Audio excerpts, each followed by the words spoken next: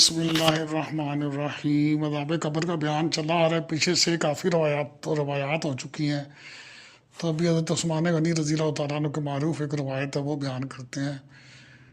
تو یہ روایت یہ ہے کہ حضرت عثمان غنی رضی اللہ تعالیٰ عنہ فرماتے ذو النورین کہ جب بھی حضرت عثمان غنی رضی اللہ تعالیٰ عنہ کو گزر کسی قبر کے پاس ہوتا یا کھڑے ہوتے وہاں پر، تو وہاں اس قدر روتے کہ آپ کی داڑھی تار ہو جاتی۔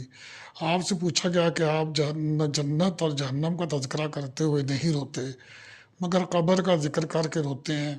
تو انہوں نے بتایا کہ رسول اللہ صلی اللہ علیہ وآلہ وسلم نے فرمایا کہ بے شک قبر منازل آخرت، یعنی آخرت کی جتنی منزلیں ہیں ان میں سب سے پہلی منزل ہے، بس اگر اس سے بچ گیا تو اس کے بعد جو مناظر ہے وہ اس سے آسان تر ہے، اور اگر اس سے نجات نہ ہوئی تو اس کے بعد جو مناظر ہیں وہ اس سے زیادہ سخت ہیں۔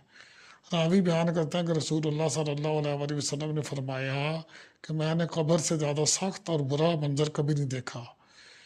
ترمذی نے فرمایا یہ حدیث غریب ہے، سند اس کے حسن ہے۔ ابن ماجہ نے بھی روایت کی اور حاکم نے بھی اس کو روایت کیا ہے۔